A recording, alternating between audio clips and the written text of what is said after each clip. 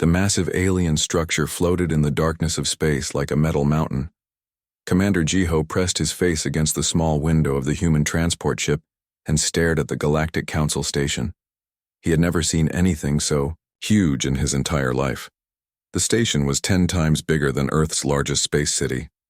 Amazing, is it not? Ambassador Minji asked as she joined him at the window. Her voice carried both wonder and worry. They built this 5,000 years ago. Back then, humans were still learning how to make fire. Jiho nodded slowly. The council station had thousands of lights blinking across its surface. Ships from dozens of alien worlds moved around it like insects around a bright lamp. Each ship looked completely different from the others. Some were long and thin like needles. Others were round like balls. A few looked like they were made of crystal and light. "Do you think they will accept us?" Jiho asked.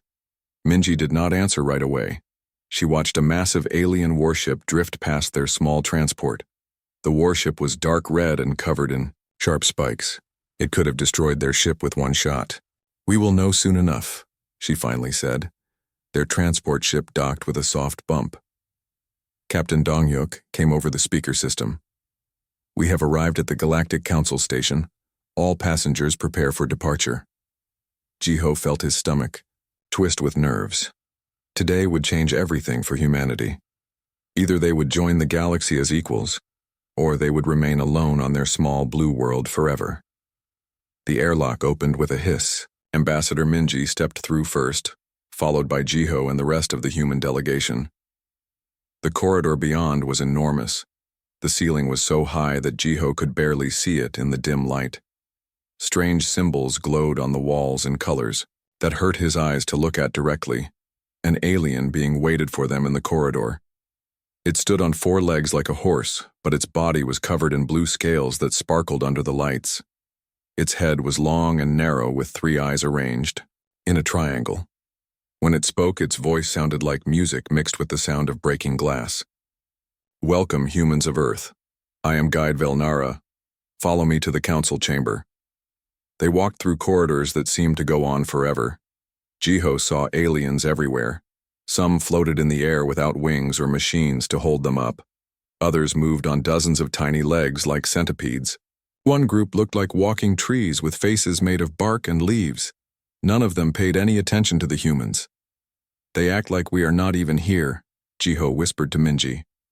"To them, we probably are not important enough to notice," she whispered back. The council chamber was a vast round room with a dome-shaped ceiling.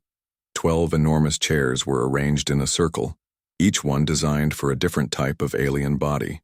In the center was a small platform where the humans were supposed to stand. One by one, the council members entered the chamber.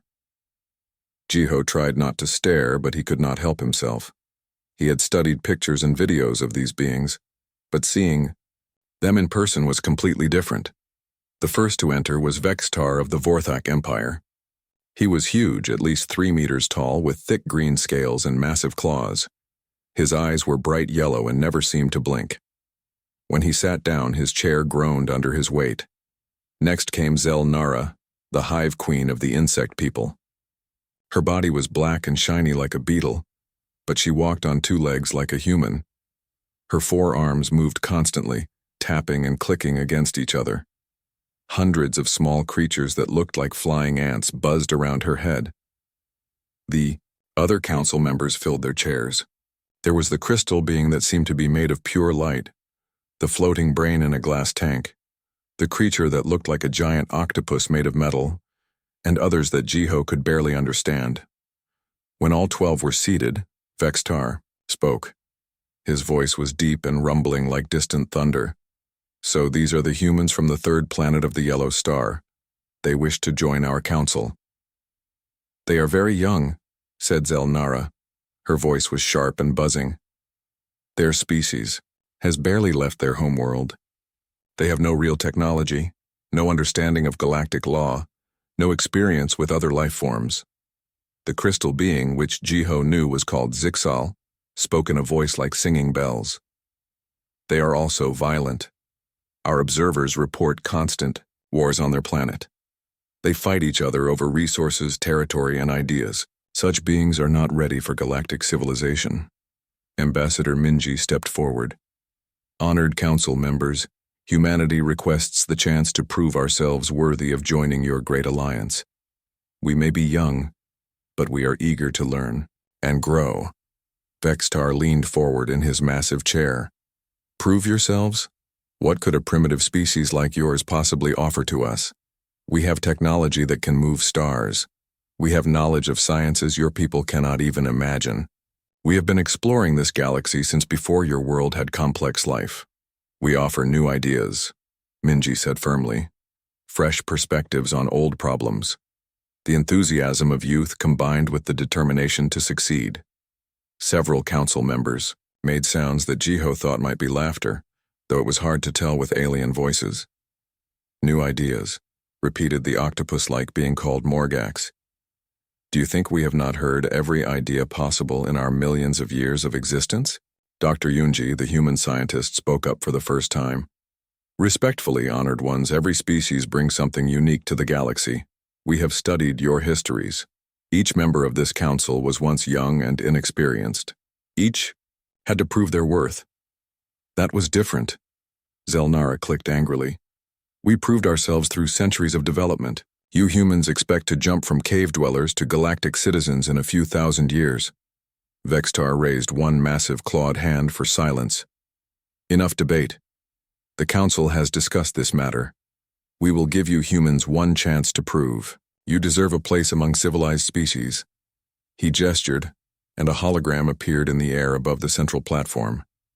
It showed star maps, alien worlds, and complex symbols that meant nothing to Jiho. You will face 4 trials, Vextar continued. First, you must prove your military capability against our combined forces. Second, you must solve a technological puzzle that has challenged the greatest minds in the galaxy. Third, you must successfully mediate a diplomatic crisis between warring factions. Fourth, you must survive on the most dangerous world we know. The hologram changed to show images of massive space battles, ancient alien machines, angry alien faces, and a world covered in fire and storms. You have 1 galactic cycle to complete all 4 trials, Zelnara added. That is roughly 2 of your Earth years. And if we fail? Minji asked. Then your solar system will be surrounded by an energy barrier, Morgax said coldly. You will never leave your star system again. You will never contact another species. You will live alone in the darkness until your sun dies. The council chamber fell silent. Jiho felt sweat running down his back despite the cool air. He looked at Ambassador Minji and saw her jaw clench with determination. We accept your trials, Minji said clearly. Humanity will prove itself worthy of joining the Galactic Council. So be it, Vextar rumbled. Prepare yourselves, humans. Many species have attempted these trials. All have failed. We do not expect you to be different. As the council members began to leave their chairs, Jiho heard one of them whisper to another. They do not know that no species has ever been meant to pass these trials. The trials exist only to give false hope before we eliminate potential threats. Jiho pretended he had not heard, but his heart began beating faster. He realized that humanity was not just fighting for membership in the council. They were fighting for their very survival. The real test was about to begin. 3 months after the council meeting, Admiral Kyung-soo stood on the bridge of the human flagship Determination. Through the main viewing screen, he could see the Kepler Nebula stretching out like a rainbow cloud made of gas and stars. Somewhere, in that beautiful but deadly space, the first trial would begin. Admiral, we have incoming messages from the alien fleets, reported Communications Officer Yuna. Her hands moved quickly over the control panels. 3 separate groups are approaching our position. Put it on screen, Kyung-soo ordered. The viewing screen changed to show 3 alien commanders. The first was General Thekmor of the Brutani, a creature that looked like a walking tank made of gray metal and flesh. His voice sounded like grinding gears when he spoke. Human fleet, prepare for your destruction. The Brutani have never lost a battle in 5,000 years of warfare. The second commander was Admiral Kesvan of the Nexari Collective. Her crystalline body reflected light in strange patterns as she moved. Your primitive ships will be crushed, like insects beneath our advanced technology. The third was War Chief Zoltak of the Draconic Hegemony. He looked like a dragon from Earth legends, but with metal wings and glowing red eyes. Today you learn why dragons are feared throughout the galaxy. Admiral Kyung-soo looked at each of them calmly. We appreciate the warm welcome. We look forward to showing you what humans can do. The three alien commanders cut their communications with angry sounds. Kyung-soo turned to his bridge crew. Each person had been chosen from the best of Earth's military forces. They had trained for months for this moment. Tactical Officer Minho, what do our sensors show? Minho studied his screens carefully. The Brutani have 200 heavy battleships, each one 3 times the size of our largest ship. The Nexari have 150 ships that seem to be made of pure energy. The Draconic fleet has 300 fast attack ships with very powerful weapons. So we are outnumbered about 6 to 1, Kyung-soo said thoughtfully. Good. If the odds were even, it would not be interesting. Pilot Seung-wan laughed from his position at the fighter control station. Admiral, my pilots are ready to launch. We have been waiting our whole lives for a fight like this. Engineer Bora, are the special modifications ready? Bora grinned widely. Every ship in our fleet has been equipped with the new systems. The aliens will not expect what we are about to show them. The alien fleets moved into attack formation. The Brutani ships formed a solid wall of armor and weapons, advancing slowly like a moving fortress. The Nexari ships spread out in a perfect, geometric pattern, their energy beams creating a web of deadly light. The Draconic ships darted around like angry wasps, trying to confuse and surround the human fleet. This is exactly what we expected, said Tactician Minho. They are using traditional battle formations from their military history books. They fight the way they have always fought. And that is their weakness, Kyung-soo replied. Begin Operation Chaos. The human fleet suddenly broke apart. Instead of staying together in formation like proper military ships, each human vessel began moving in a completely different direction. Some ships flew straight up, others dove down, and many zigzagged through space in patterns that seemed random. What are they doing? General Thekmore roared over the communication channels. This is not how space battles are fought. The Brutani fleet tried to follow the human ships, but their heavy battleships were too slow. The human vessels danced around them like small fish swimming around sleeping whales. Then Engineer Bora activated her special surprise. Every human ship suddenly split in half. Where there had been 100 human ships, there were now 200. The alien sensors could not tell which ships were real and which were clever holograms. Impossible, Admiral Kesavan said, her crystalline voice crackling with confusion. Our technology cannot be fooled by simple tricks. But the humans were not using one simple trick. They were using dozens of small tricks all at the same time. Some ships released clouds of metal dust that blocked enemy sensors. Others sent out fake radio signals that made it sound like there were human fleets attacking from every direction.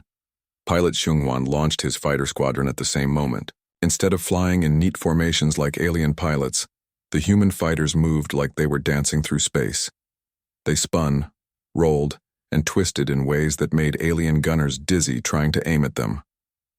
Target the large ships first, Seung-wan called to his pilots over the radio.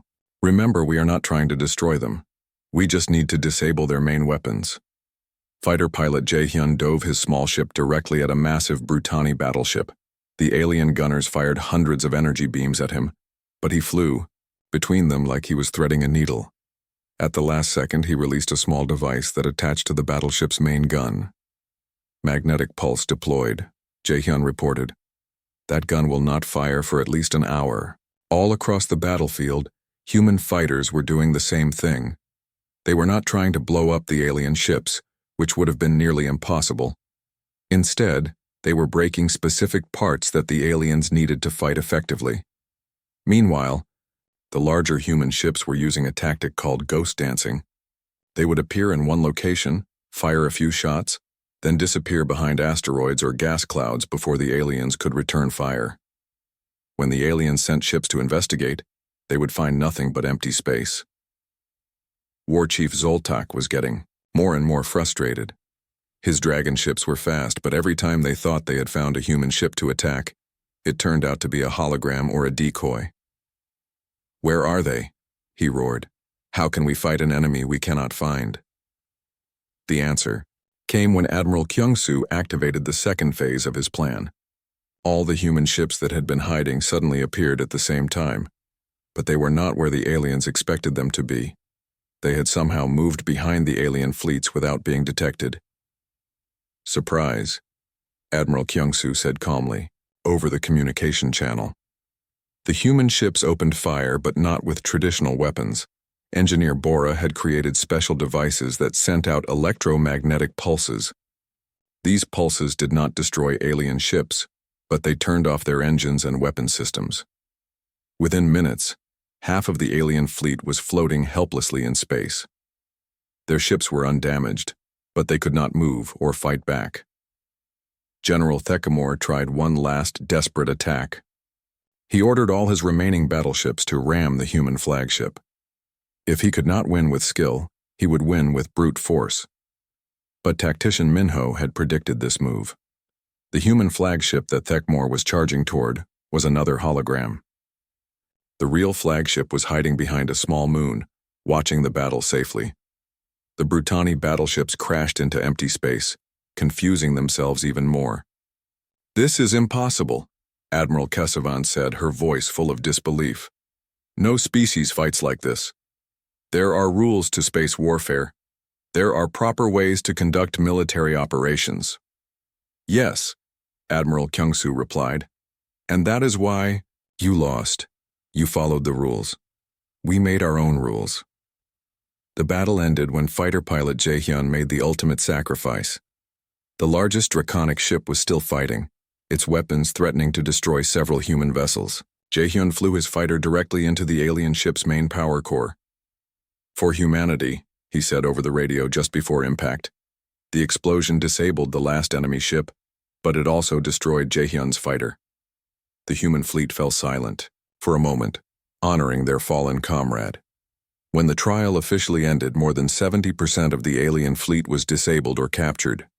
The human fleet had lost only 12 ships, and most of those crews had escaped safely. The 3 alien commanders appeared on screen again, but this time they looked very different.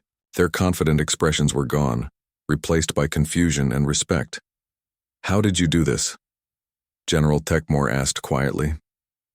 "We did not try to be better than you," Admiral Kyungsoo explained. "We tried to be different from you. You have been fighting the same way for thousands of years. We have been learning new ways to fight for our entire short history." Back on the council station, the 12 council members watched recordings of the battle in stunned silence. They had expected the humans to lose quickly and badly. Instead, they had witnessed something they had never seen before. They did not fight like civilized beings, Zelnara clicked nervously. They broke every rule of proper warfare. "Perhaps," said Vextar slowly, "that is exactly why they won. The first trial was complete, and humanity had achieved the impossible."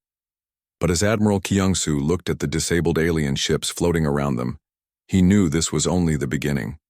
3 more trials waited ahead, and the council would not underestimate them again.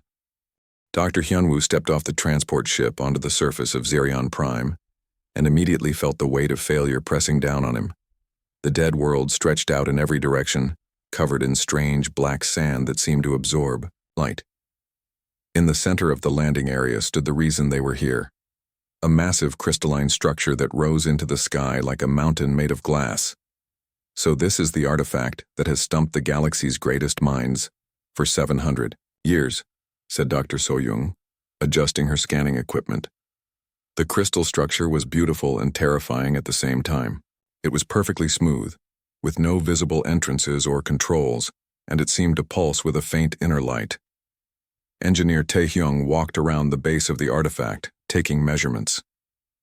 The council records show that 43 different species have tried to activate this thing. The Nixari spent 50 years studying it. The Brutani tried to break it open with their most powerful weapons. Nothing worked.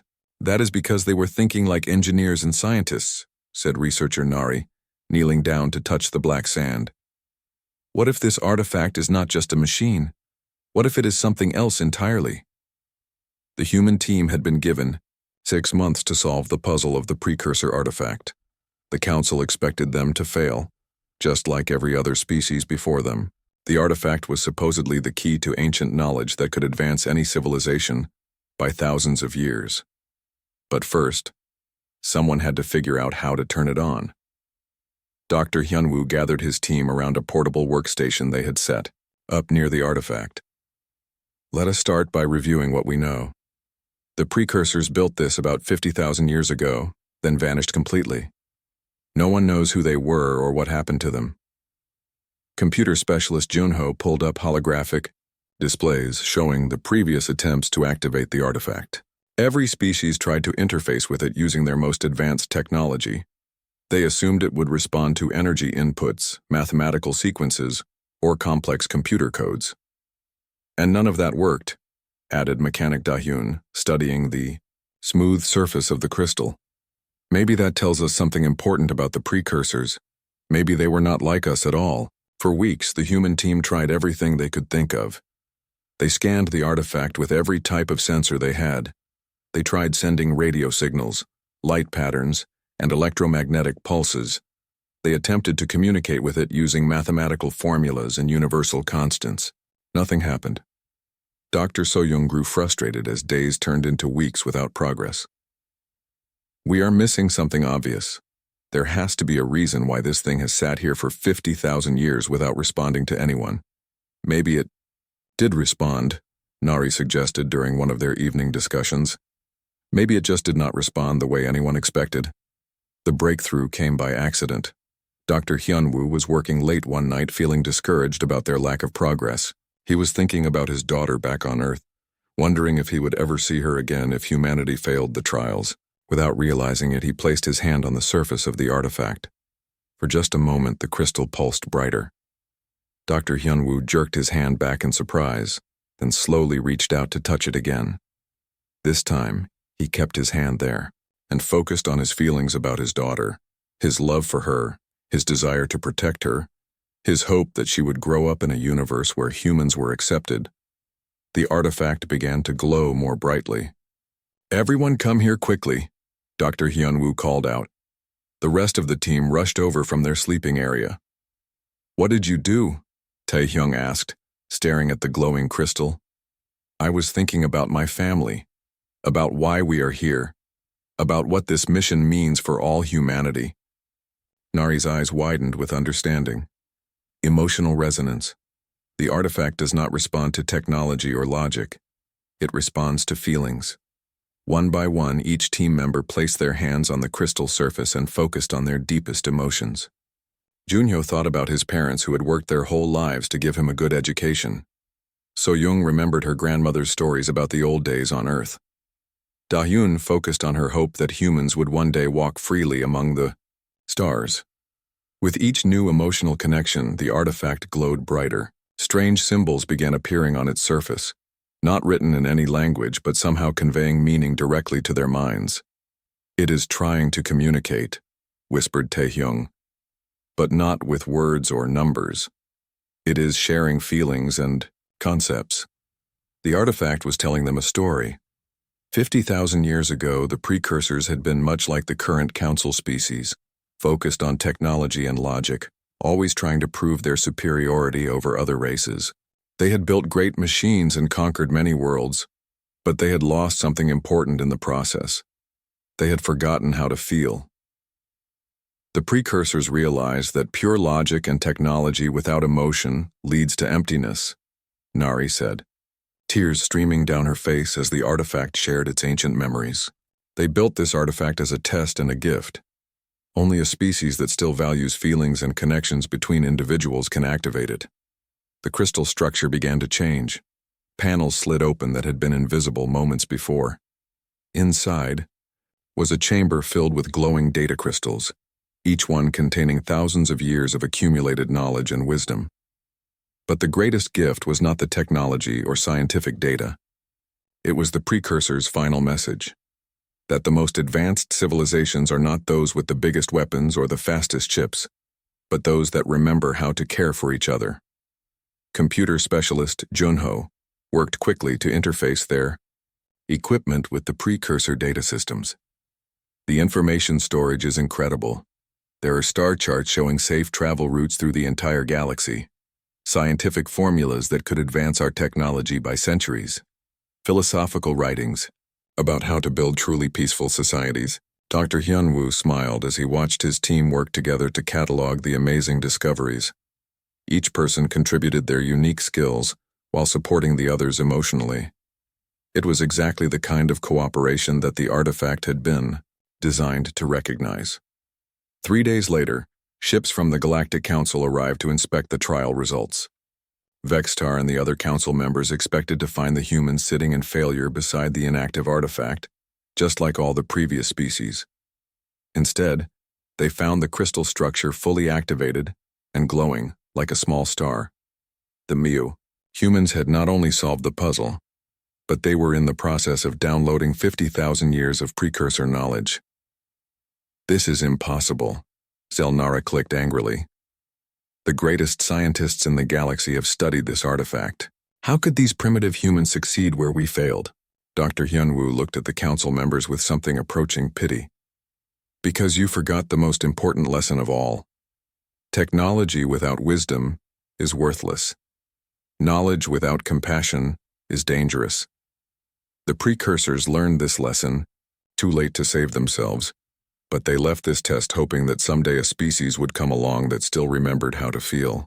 The artifact suddenly projected a holographic message in the common galactic language. It was addressed not to humanity, but to the council members, to those who seek only power and dominance. Learn from these humans.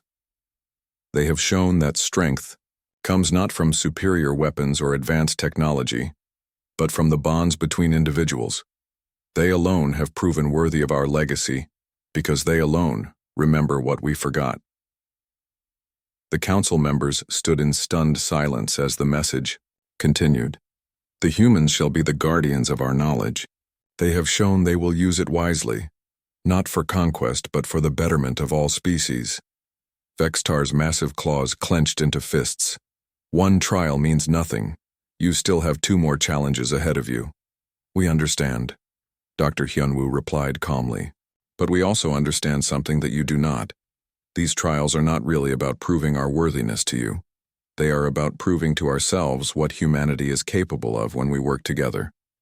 As the human team prepared to leave Xerion, prime with their incredible discoveries, they noticed that the artifact had permanently bonded with their ship's computer systems. The precursor knowledge would travel with them, available whenever humanity needed wisdom to guide their choices. The second trial was complete, but its implications would echo through the galaxy for generations to come.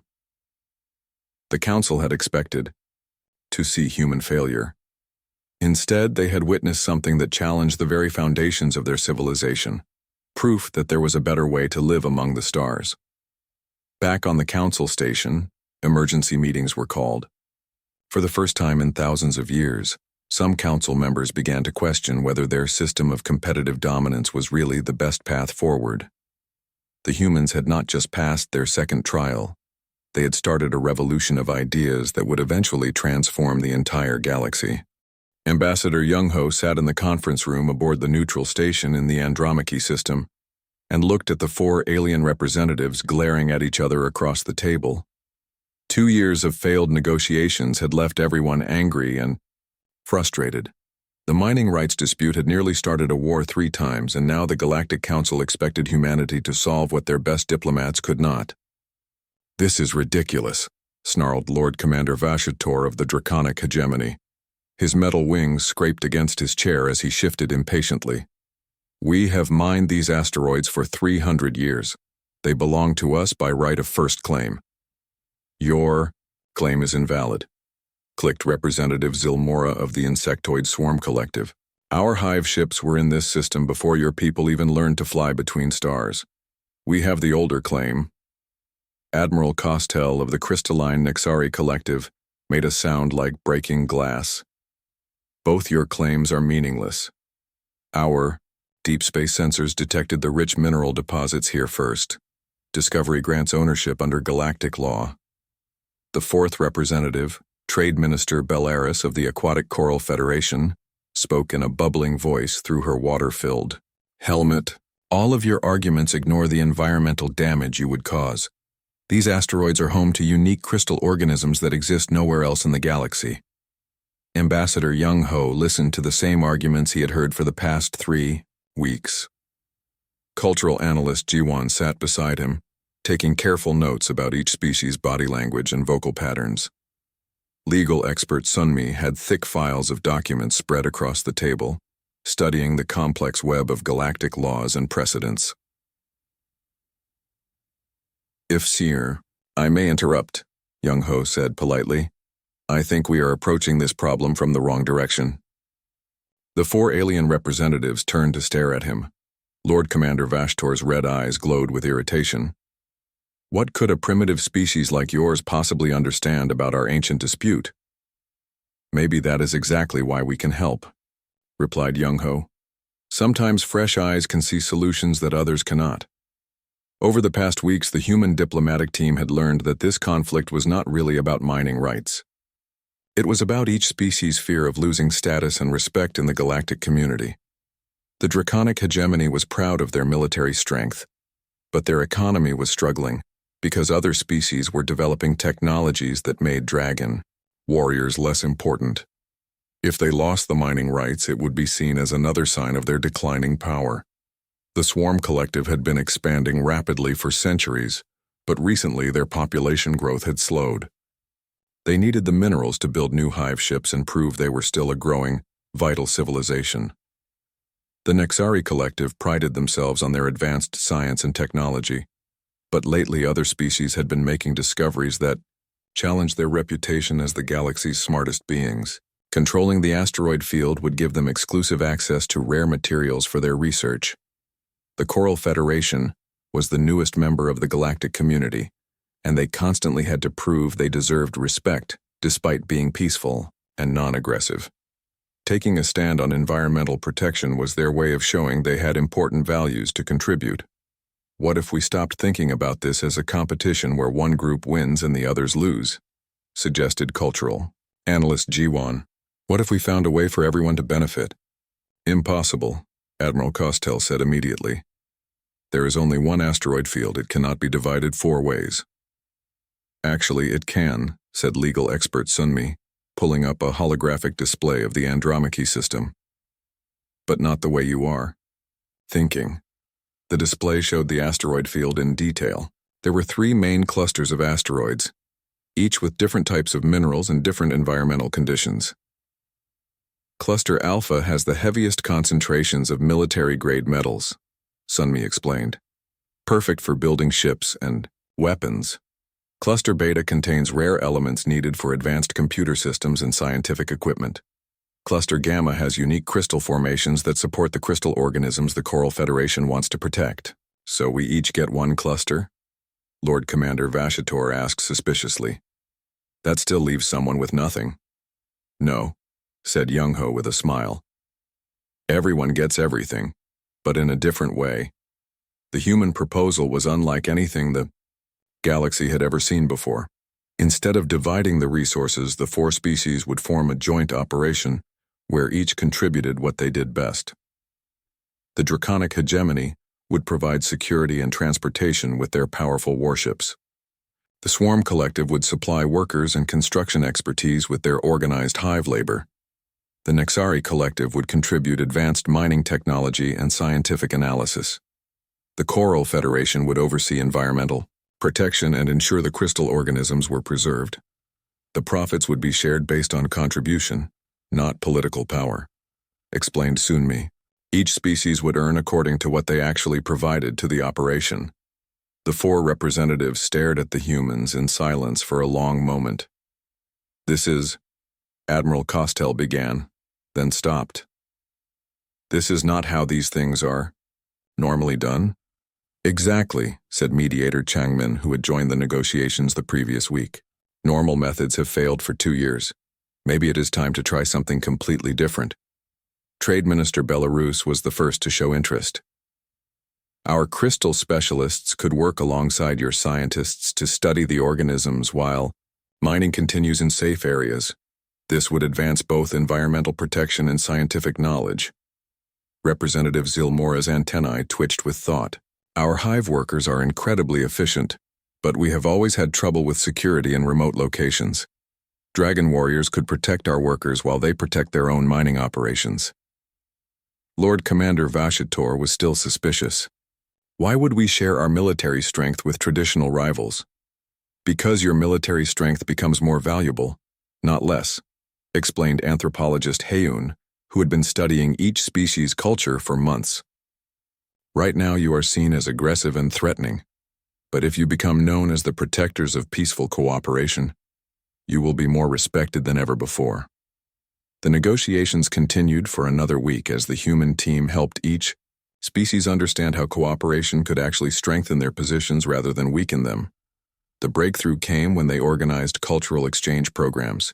Dragon warriors spent time on hive ships, learning to appreciate the collective's amazing organizational skills. Nexari scientists visited Coral Federation underwater cities and marveled at their unique biotechnology. Coral environmentalists worked with dragon engineers to design mining equipment that protected crystal organisms.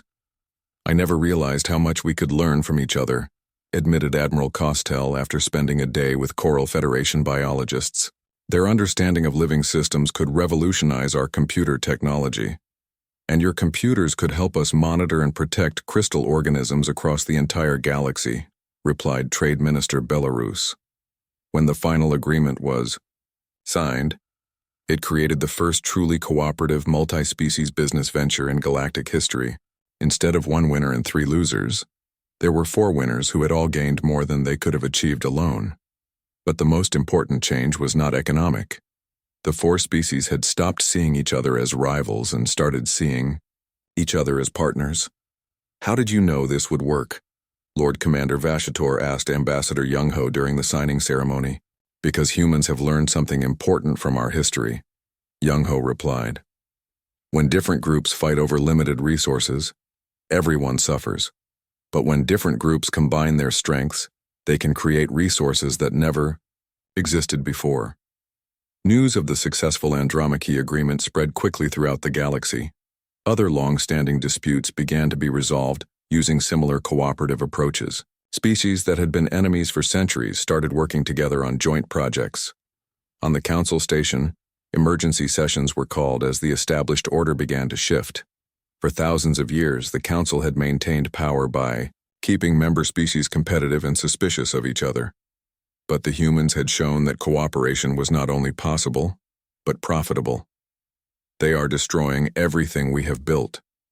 Zelnara clicked nervously during one closed council meeting. If species stop competing with each other, they will not need us to maintain order. Perhaps, Vextar said thoughtfully, we need to consider whether the order we have maintained is the best order possible. Some council members were beginning to think dangerous thoughts. They were wondering if the humans might be right about cooperation being better than competition. The third trial was officially complete, but its effects would continue to spread across the galaxy like ripples in a pond. Humanity had not just solved one diplomatic crisis. They had introduced a completely new way of thinking about interstellar relations. As the human diplomatic team prepared to leave for their final trial, they received messages from species all over the galaxy thanking them for showing a better path forward. But they also received warnings that not everyone in the council was happy with the Cheng. Colony Director Seokjin stood at the viewport of the transport ship and watched Infernus grow larger as they approached. The planet looked exactly like its name suggested, a world of fire and death spinning slowly in the red light of its angry star. Massive storm systems covered half the surface. Lightning flashed constantly through the toxic atmosphere, and volcanic eruptions could be seen even from orbit. Are we really supposed to survive down there? Asked Teacher Sujin, holding her young daughter close. Behind them, 50,000 human colonists waited nervously in the ship's cargo holds. These were not soldiers or scientists, but ordinary families who had volunteered to be part of humanity's final trial. We are not just supposed to survive, replied Marine Captain Ji-hyun, checking his equipment one more time. We are supposed to thrive. The Council wants to see if humans will abandon their weak to save themselves, or if we will find a way to save everyone. The ship shuddered as it entered the planet's atmosphere. Through the viewport, they could see the landscape rushing up to meet them. Jagged black rocks, rivers of molten lava, and twisted metal trees that looked like they had been forged in the heart of a volcano. "Landing zone secured," reported the pilot over the communication system. "But I can only stay for 6 hours. After that, the acid storms will eat through the ship's hull." Colony Director Seok Jin gathered the colony leaders around him as they prepared to disembark. "Remember, we are not trying to conquer this world. We are trying to make it our home. There is a difference." The first challenge hit them immediately. The moment they stepped outside the ship, the planet's toxic atmosphere began eating through their protective suits. Geologist Yeji quickly analyzed the air composition and gave everyone the bad news. The atmosphere contains sulfuric acid, chlorine gas, and at least 12 other poisonous compounds. Our environmental suits will protect us for maybe 8 hours, before they fail completely. "Then we have 8 hours to find shelter," said Engineer Namjoon, already scanning the area with his instruments. "They're about 2 kilometers away. Those caves might provide some protection." Moving 50,000 people across 2 kilometers of deadly terrain in less than 8 hours seemed impossible. The ground was covered with sharp volcanic glass that could cut through boots.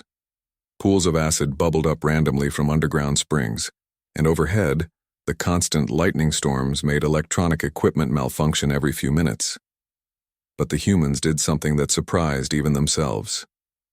Instead of panicking or fighting over the limited protective equipment, they organized themselves into teams where the strongest helped carry the weakest. Medical Officer Chae-young set up a mobile treatment station to help people whose suits had been damaged by acid burns. Artist Hyemin used her creative skills to design better seals for the protective suits using materials salvaged from the transport ship. "Everyone stay together," Marine Captain Ji-hyun called out as he led the way toward the caves. "If someone falls behind, we all fall behind. We succeed together or we fail together." The caves provided temporary shelter, but they came with their own dangers. The rock walls dripped with acidic water that could dissolve flesh in seconds. Strange creatures that looked like living metal lurked in the deeper tunnels, their eyes glowing red in the darkness. "We cannot stay here long," warned geologist Yeji after exploring the cave system. "This whole area is volcanically active. We have maybe 2 days before the next eruption." Agriculturalist Woo-sung was already working on their most critical problem: food. The supplies they had brought would last only a few weeks, and nothing they had seen on Infernus looked even remotely edible. "Wait," he said, studying some strange blue moss growing on the cave walls. "This plant survives in the acid environment. Maybe we can learn from it." While Woo-sung worked on finding food sources, Engineer Namjoon led teams to build more permanent shelters. They could not use traditional construction materials because the acid atmosphere would destroy them too quickly. Instead, they had to be creative. "The native creatures seem to be made of some kind of acid-resistant metal," observed Teacher Soo-jin during one of their daily planning meetings. "What if we could learn to make the same material?" The breakthrough came when artist Hyemin made an unexpected discovery. While sketching the strange metal creatures for the colony's historical records, she noticed that they were not actually made of metal at all. They were living beings that secreted a protective coating that looked like metal, but was actually a complex biological polymer. "If we can figure out how they make this coating, we might be able to make it ourselves," suggested Medical Officer Chae-young. "It could protect our equipment and maybe even our skin." Working together, the colonists began to unlock the secrets of survival on Infernus. They learned to harvest the protective polymer from friendly creatures that were curious about the strange, new visitors. They discovered underground water sources that were clean enough to drink after filtering. They found ways to grow modified earth plants in the acidic soil. But their greatest discovery was that the planet's dangers could become advantages with the right approach. The constant lightning provided unlimited electrical power once engineer. Namjoon figured out how to build lightning rods from the native metal polymer The volcanic activity that made the planet dangerous also created geothermal energy sources that could heat and power their growing settlement. Most importantly, they learned that the terrifying creatures they had first encountered were not actually hostile. They were simply curious about the humans and defensive of their territory. Once the colonists learned to communicate with them through a combination of sounds and light patterns, many of the creatures became helpful allies. "Look at this," Teacher Sujin said excitedly during their third month on Infernus. She was pointing to her daughter playing with a young creature that looked like a metal puppy with glowing eyes. The children learned to communicate with them faster than any of us adults. The colony grew stronger every day. What had started as a desperate survival mission became something much more impressive. The humans were not just surviving on Infernus. They were building a civilization that worked in harmony with the planet's unique ecosystem. Agriculturalist Wusung developed new farming techniques that used the planet's natural acid cycles to enhance crop growth. Artist Hyemin created beautiful sculptures from native materials that served as both art and practical tools. Medical officer Chae-young discovered that some of the planet's toxic compounds actually had powerful healing properties when used correctly. By the end of their first year, the human colony had 50,000 healthy, happy residents living in a city that looked like it had been grown from the planet itself, rather than built on top of it. When the Galactic Council ships arrived to check on the trial results, they expected to find either corpses or a distress beacon calling for rescue. Instead, they found a thriving city with human children playing safely in gardens, where acid-resistant flowers bloomed in the toxic air. "This is impossible," Zelnara clicked as she stared at the colony through her ship's sensors. "Infernus has killed every species we have ever sent there. How are these humans not only alive but happy?" Vextar studied the readings with growing concern. "They have not just survived, they have adapted. In 1 year, they have accomplished what we thought would take centuries." Colony Director Seokjin welcomed the council delegation with genuine hospitality. "Please come and see what we have built. We would be happy to share our discoveries with you." The council members walked through the human city in amazement. Children from different families played together in the streets. Adults from various professions worked side by side on community projects. Even the planet's native creatures moved freely through the settlement, treated as valued neighbors rather than dangerous wildlife. "How did you do this?" asked Admiral Costel of the Nexari Collective, who had come to observe the trial results. "We stopped thinking of Infernus as our enemy," explained Teacher Sujin, while her daughter rode on the back of a friendly metal creature. "Instead, we thought of it as our new home that we needed to learn to understand. But the acid, the storms, the volcanic activity," Zelnara protested, "are all part of what makes this planet special," replied geologist Yeji. "We did not try to change Infernus to suit us. We changed ourselves to suit Infernus, and we discovered that this world has gifts we never imagined." The council members spent 3 days touring the colony and studying how the humans had achieved the impossible. What they found challenged their basic assumptions about survival and civilization. Most species tried to impose their will on hostile environments, using technology to create artificial habitats that resembled their home worlds. The humans had done something completely different. They had learned to become part of the environment itself. "Your people have not just passed the survival trial," Vextar admitted reluctantly. "You have redefined what survival means." But even as the council ships prepared to leave, Secret Communications Officer Zixal was sending coded messages to the council leadership. The humans had become too successful, too innovative, too inspiring to other species. They represented a fundamental threat to the established galactic order. The Finn. Admiral Hyunjae watched through the viewing screen as thousands of alien warships approached Earth. The massive fleet looked like a dark storm cloud made of metal and death.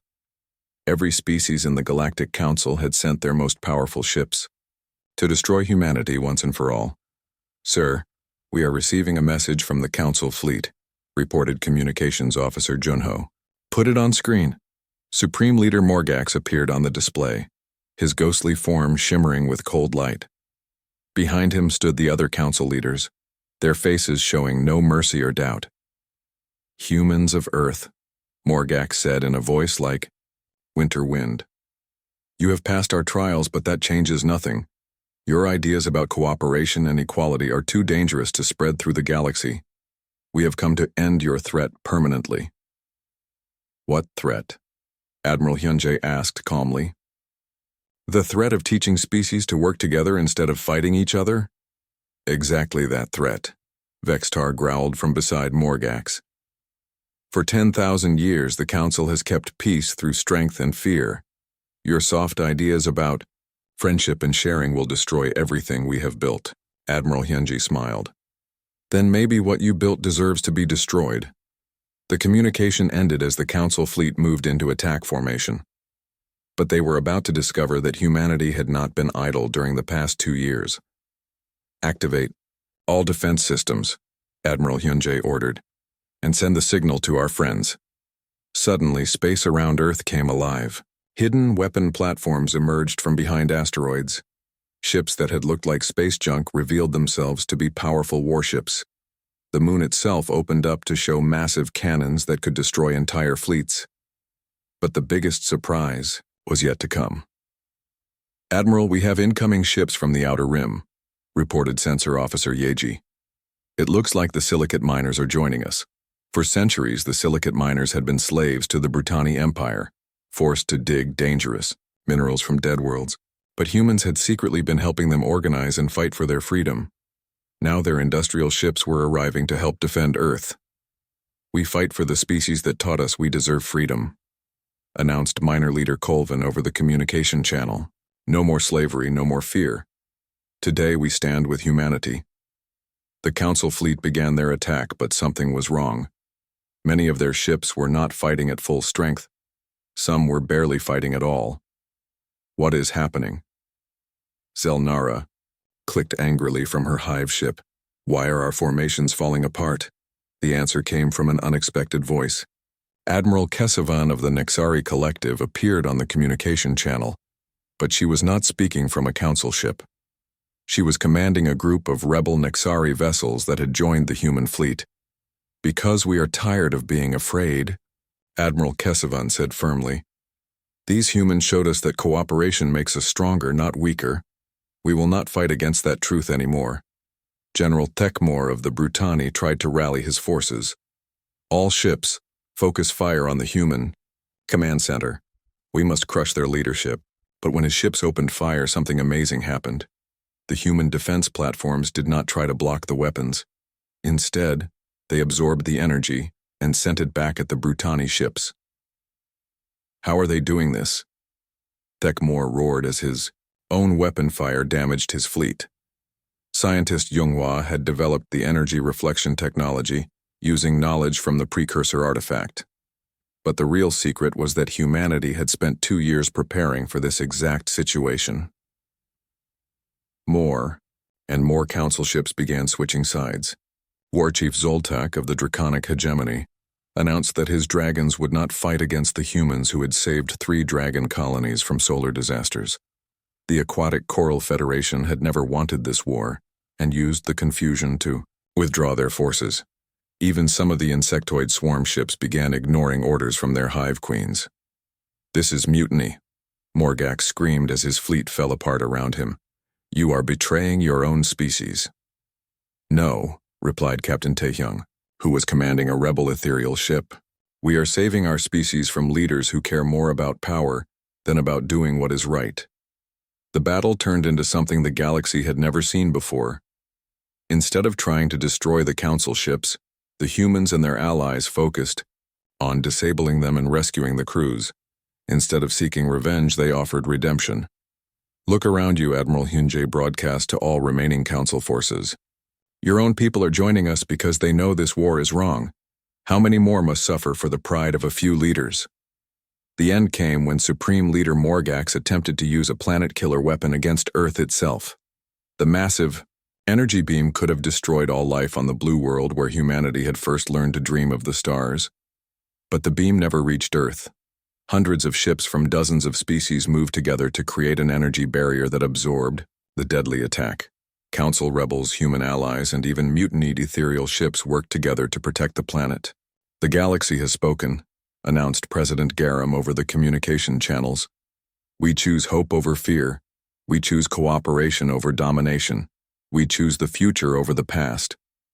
Faced with the collapse of his own fleet, Supreme Leader, Morgax had no choice but to surrender. The Great Council Armada that had come to destroy humanity instead became the foundation for something entirely new. In the weeks that followed, representatives from hundreds of species gathered on a neutral space station to create the Galactic Federation. Unlike the old council, this new government would be based on democracy and equal rights for all thinking beings. "We have learned something important from our human friends," said former War Chief Zoltak during the constitutional meetings.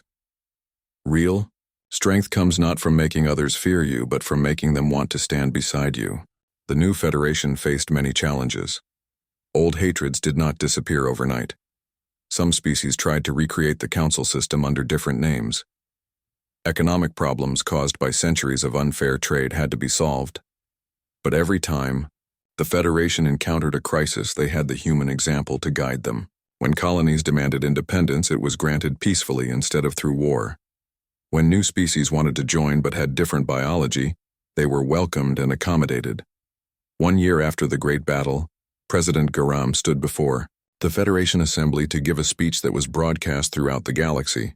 "Today we celebrate not the defeat of our enemies, but the victory of our ideals," she said to representatives from over 300 different species. "We proved that every thinking being deserves respect, dignity, and the chance to make their world better." In the audience sat former council members alongside species that had never been allowed to participate in galactic government before. Silicate miners had their own delegation. Fungal collectives had learned to communicate through advanced translators. Even the crystal creatures from Infernus had sent ambassadors. Some say that humans won this conflict through superior weapons or battle tactics, President Garam continued. But the real victory was much simpler. We won because we refused to accept that things had to stay the way they were. The speech ended with words that would be remembered for generations. "All who fought against the ideals of freedom and equality have faced defeat, but their defeat came not through violence but through the power of a better idea about how intelligent beings can live together among the stars." Years later, children from dozens of species would attend integrated schools where they learned about the time when the galaxy almost destroyed itself through fear and competition. They would study the human trials not as military victories, but as examples of how creativity and empathy could solve impossible problems. And throughout the galaxy, on worlds that had never known peace, species that had been enemies for millennia began working together on projects that benefited everyone. They built hospitals that treated all forms of life. They created art that combined the beauty of different cultures. They explored the universe not as conquerors, but as partners. The most popular museum exhibit in the Federation was not about weapons or battles. It was a simple display showing children from different species playing together, learning that their differences made them stronger rather than weaker. Humanity had taught the galaxy its greatest lesson, that the future belonged not to those who conquered others, but to those who inspired others to be their best selves. And in doing so, they had fulfilled the ancient promise that all who fought against hope, cooperation, and the dignity of thinking beings would indeed face defeat at the hands of those who believed in something better.